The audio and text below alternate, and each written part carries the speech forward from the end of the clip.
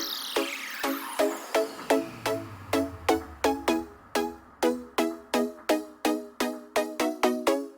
everyone, welcome back to my channel. I know I was MIA last month. Life got in the way. It was really busy going back to school, lots of midterm exams and stuff like that. So I just didn't really have time to pick up the camera. But I figured I had a little bit of time today. I would drop in and sort of show you what I've been working on for the last 2 months, what my projects coming up are, just to sort of touch base. So first up, I think when I left you last, I was working on this sweater, which is the No Frills Sweater from Petite Knit. It is a very basic, just sort of like oversized raglan style sweater. I've used 2 yarns in this. I've used the Knit Picks Muse yarn, and I think the colorway is like Mystic Speckle, which is really pretty. It has lots of hand-painted like neon yellow and petrol blue speckles, and then I held that with the Drops Kid Silk yarn in the colorway Pistachio Ice Cream. So I like how the mohair yarn sort of gives it that really nice pale green glow to it, and sort of helps to even out that hand-painted yarn. I did not alternate skeins on this, but I tried to work strategically in terms of like which skeins looked the darkest and where I placed them. And I think it's okay. I think I just got away with it, but it's a nice casual, not very fussy, no frills sweater. So I do think I will come back to this pattern a couple more times just because I like a sort of like basic sweater. I'm perfectly happy just doing yards and yards and miles of stockinette. So that was the first thing I finished. So after that, I went and did another Louisiana sweater. Again, this pattern is from Petite Knits. I tend to buy a lot of her patterns because I really like them. Like they just have a very like classic, clean line feel to them. And I know that she's really, really popular, but that's why I like them, because they feel very wearable. So this is the Louisiana sweater. I have made this sweater one time before in a very like chunky dark green. This time I've used 2 strands of the Drops Melody, which is sort of like a really fuzzy sort of mohair wool blend. So I used 2 strands of it held together to get this, and I absolutely adore it. I like this one much better than my dark green one. I did put a couple of short rows on this. The original pattern does not include short rows, but that was one thing I had noticed the first time I made it, is that I wished that the back was slightly higher than the front. So I did put some short rows around the back, extending around just to sort of like raise the back a little bit taller, and I think that really helps. The other thing that I did different with this one is I think the pattern asks you to use make one left and rights for the raglan increases, and instead I've just done yarn over increases, and it made this really, really interesting design. So even in this very chunky yarn, you can sort of see it with my skin behind it. I think it looks like a skeleton or like a vertebrae almost. I think it's really pretty, and I like how it leaves those sort of like lacy holes right along the raglan stitches. So that was one thing that I had modified from the pattern that I really, really like how it turned out. But yeah, this is a super fluffy, super cuddly. It does have those like nice big balloon sort of style sleeves, which I think are really nice. I love this. I've worn it a couple of times, and it just so soft. It doesn't feel itchy at all, and it just feels like a nice cuddly little bunny. So that is my Louisiana sweater. And then in the month of October, I've been I focused on what I'm calling like my orange collection. So the first one I had worked on is this one, which the yarn that I've used here is the Iztex Let Lopi. So this is an Icelandic yarn using Icelandic wool. I had purchased this directly from Iceland, and it was really interesting because it was from a shop that I had visited when I vacationed in Iceland several years ago before I started knitting. So I picked out a couple of colors. This is actually, I saw Jennifer Steingass of Knit Love Wool make this sweater, and I absolutely loved it. So what I did is I used the exact same colors that she picked, and then for the pattern, I just sort of like zoomed in really close on her pictures and tried to figure out the colorwork chart on my own. So I didn't purchase a pattern for this. I like made my own colorwork chart based on like what I was seeing. And I made a couple modifications because I personally don't like doing colorwork with more than 2 colors in a single row. So I made some modifications for myself for that.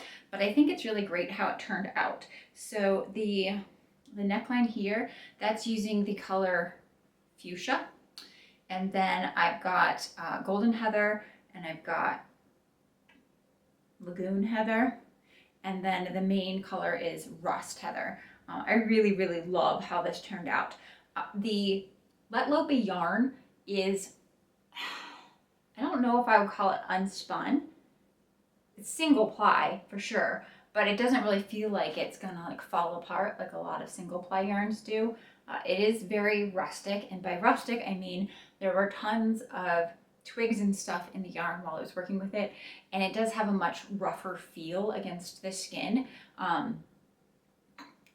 The guard hairs from the Icelandic sheep are included into the wool itself, so you do see little bits of like the guard hairs poking out, which to some people who are highly sensitive could be very itchy. But it definitely feels like a very hard wearing yarn. Like the sweater feels like it's going to last a long time. It's something that I would wear more as like outerwear just to keep warm in the winter months. It's supposedly very good in terms of waterproofness because of all that guard hair, and the specific qualities of the Icelandic wool are particularly suited to repelling water. So I think it'll be nice to wear in the winter. One thing I will say is that it is incredibly light. Like it feels very light and airy. Like I wore this a couple times in October, and it felt like it had nothing on, but it still gave you all of that nice like warmth and loft of a good wool yarn without having any weight. So that was really interesting. I think if I had to do it over again, I might extend the color work a little bit longer so that it was a deeper yoke, deeper design in the yoke. Not that the yoke itself is long enough, but I think I would have liked more color work in there. And then my mom recommended that I put some color work along the wrist just because she likes it when sweaters have that, because she thinks, you know, like I talk with my hands a lot, so it's something that gets noticed a lot. So I did go ahead and do a little bit of a fast design just along the wrist using the lagoon and golden heather. So I like how that turned out. I think it looks really good. The sweater, when I was making it, I wasn't sure just because of like the way the wool felt. I will say with blocking, I blocked it with some eucalyptus soap, so sort of like soften it up a little bit with the lanolin. It definitely came out blocking a lot softer, so there's that. But it's not a next to skin wool. It will get a lot of wear this winter. And the next thing, or the last thing that I finished since I've been gone, is the sweater I'm wearing right now. This one is a pattern that I've used before called Silver Lining from Jennifer Steingass, or Knit Love Wool. And the one I made previously, it was like a mustard color based with off-white color work. So I figured that it was okay that I used the pattern again, because it looks very, very different, and so it doesn't feel like I have two of the same sweater. So for this one, I've used all of the Malabrigo Rios yarn. So for the main body, I've used Ivory, and then for the color work, I've used the color Volcan. I really liked the Volcan because it's got a lot of different tonalities. I don't know if you can see it from where you're sitting. Maybe I'll do a close up. But I think it was very effective because there's a super high contrast between the two yarns, so you don't really see an interruption in the colorwork design. But when you get up close, the Volcan has a lot of like browns and reds and oranges, different tones of oranges. It really reminds me of just like a pile of leaves in the fall. So it felt like the perfect sort of like fall tone yarn to be working with. And I like how like when you get up close, you can see all that dimensionality in the yarn, but it is enough contrast that it doesn't distract when you see it from far away. So for this sweater, I did alternate skeins. So every other row, I switched between skeins of yarn, back and forth and back and forth and back and forth. And that was because when I got them, I had two skeins that seemed to be leaning more brown and two that seemed to be leaning a little bit more like warm toned orangey ivory, and so I felt like I needed to alternate them so there wouldn't be any like harsh demarcations between them. So I used a technique called cyclical knitting in order to alternate in between skeins. I didn't alternate through the color work. I started alternating just below the color work and then on the sleeves as well. And I didn't alternate on the ribbing just because I thought that would be too much of a hassle. But all the stockinette areas were alternated. I used a technique called cyclical knitting, which seemed to work really well. When I had first made it, you could sort of see where that changeover was happening because of changes in tensions in the yarn, but after I blocked it, it's completely invisible. I can't tell at all which side I was changing on. So very effective. I will have to use that in some future sweaters. I know that I have 2 other sweaters to make with Malabrigo, and those definitely are going to be requiring alternating, but I wanted to sort of practice on this one because I felt like this one was a little bit lower risk in terms of like the yarn being generally the same color. It was just slight differences. So I want to try it first on this, and then now I feel like I have the technique down. I can use it on some of the advanced yarns that I have, which will be coming up. And then the last thing I made, completed since I saw you, was a bra for Halloween. And this one, I believe I got this lace in an advent calendar last year from Bra Builders. So it's this really pretty black and orange lace, which just to me screamed Halloween. And then I used the elastics that came in the advent calendar as well. I'm not entirely sure the color. I want to say it's rust or something like that. It's a really like muted dark orange, which I think is perfect. I love it a lot.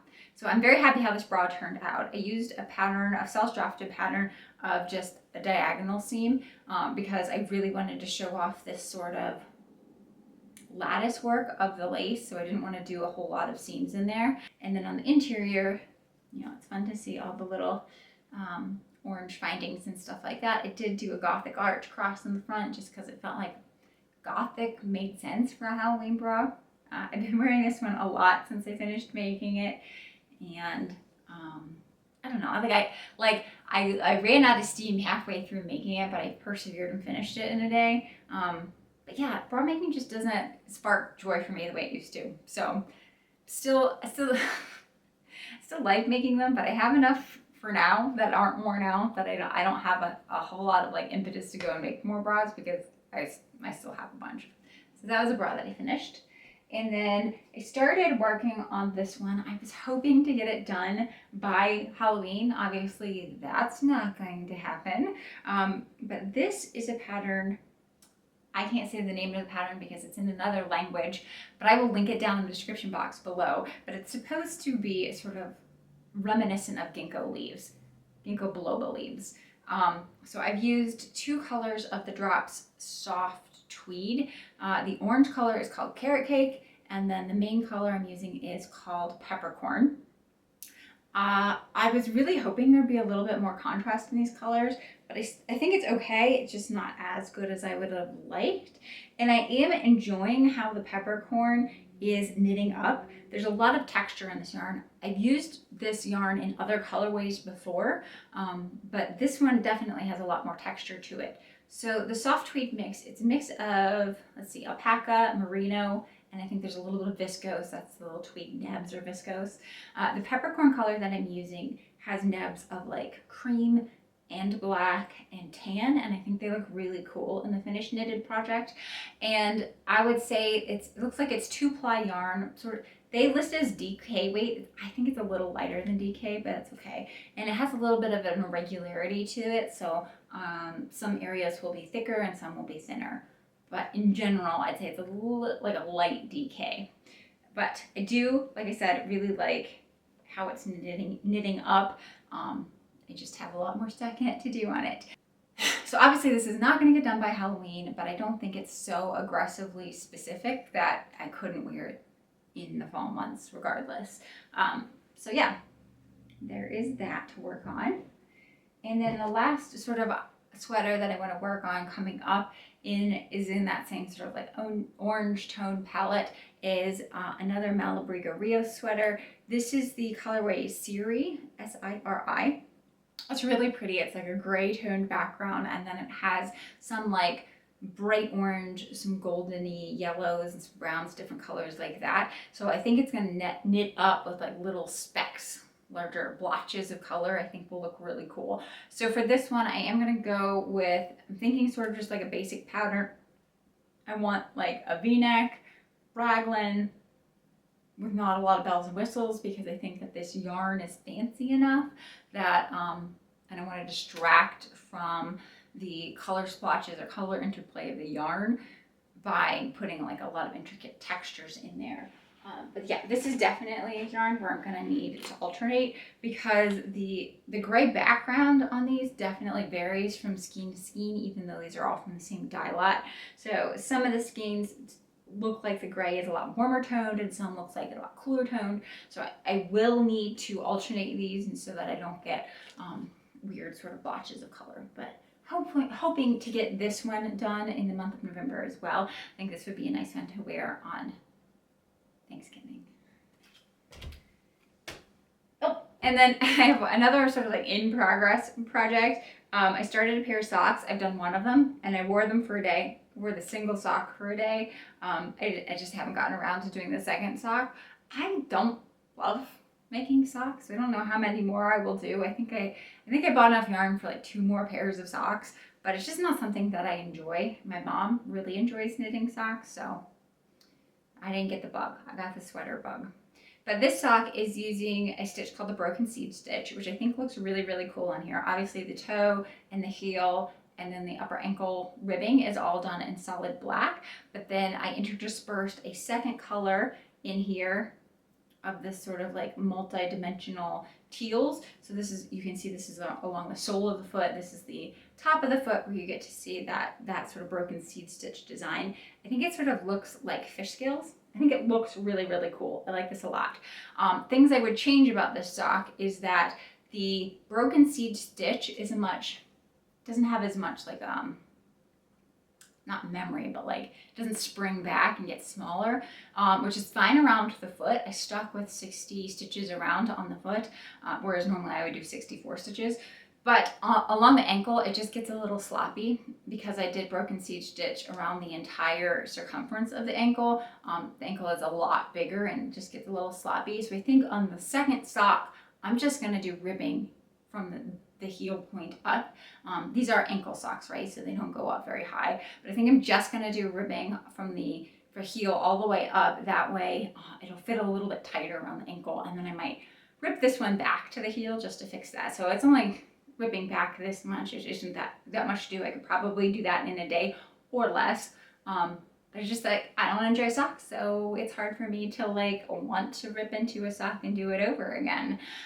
So hopefully I'll finish this pair eventually. I don't know if I will finish it this month, but we'll see. So that is everything I've been working on, some of the things I'm planning to do. I hope you guys have enjoyed, and I will see everyone next time. Take care.